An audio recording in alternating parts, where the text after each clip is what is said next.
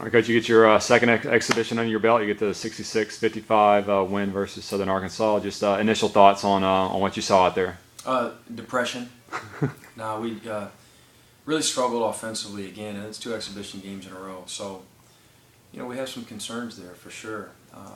To hold a pretty good Division II team to 55 after their kid number 3 late in the game hit some hard threes and deep threes. It doesn't allow you really to worry as much on that end of the ball, on that side of the ball. We played with a lot of energy. We got a little bit better in transition tonight. Our presses were pretty solid. We applied a lot of pressure and didn't give up much. We had some good blockouts. We defended the glass at times pretty well. I mean, it was a pretty good showing on that side of the ball offensively. Boy, we've really struggled for two exhibition games in a row getting it going. I don't expect Raheem Appleby to continue to struggle like this.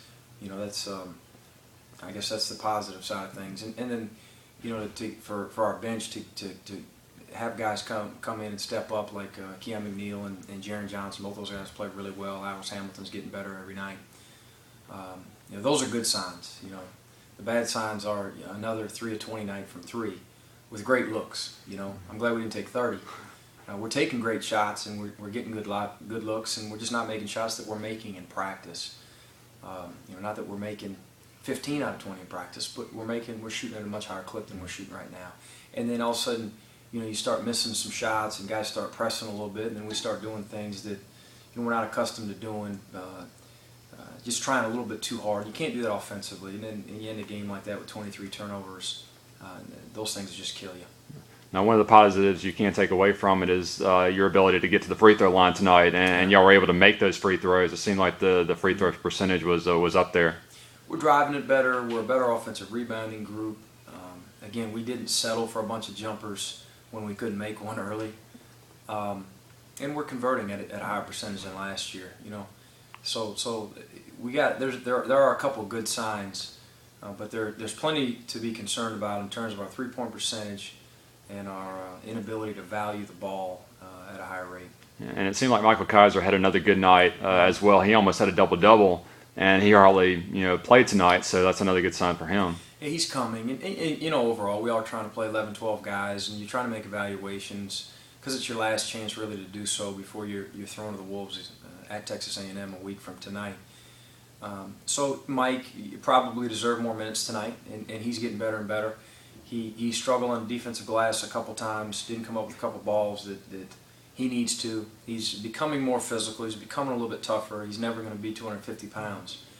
But he's coming along, and offensively he's come along a long way. And when that pace is pretty fast, he's good in that open floor too, finishing plays. And with these first two exhibitions, you finally got somebody that had a hot hand for once, and that was Keon, who came in and made 3 consecutive three-pointers. Just talk about what's it going to take to have more than one guy to be able to come in and get a hot hand on the offensive side.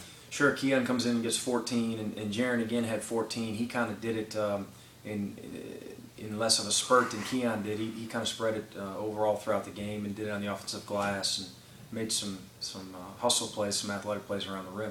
But Keon comes in and gets his feet set a couple times on some good passes. Leave a couple of them from Alex Hamilton, yeah. And I think Jaron made an extra pass to him one time in the corner, and that was good. That was good to have a junior guard come off the bench, and who knows, he could be a starter by next week, is what we told these guys in post game.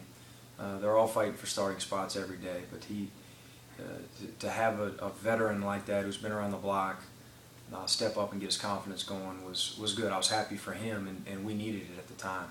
And all that aside, 2 exhibitions, you're still 0-0. So that's right. You got 7 days until your first regular season matchup with Texas A&M. What's got to be taking place between now and then to get this team ready? Well, first off, just lick our wounds from tonight. Again, it was ugly offensively, but does that mean we need to jump ship or make wholesale changes to what we're doing? No, we don't need to freak out. We're much better today than we were a month ago. We didn't show that tonight offensively, but again, there are many facets of the game, and we were pretty good in a bunch of them. It's just a matter of now making a little bit better decisions with the ball, because we'll be pressured next Friday night as we were tonight, probably at a higher level. And continue to work on some zone offense. We hadn't done a ton of zone offense because we play so much man against each other in practice. And we got to make open shots to beat a good team, and to beat teams in the WAC, let alone a SEC team on the road. We're going to have to make open shots to have a chance.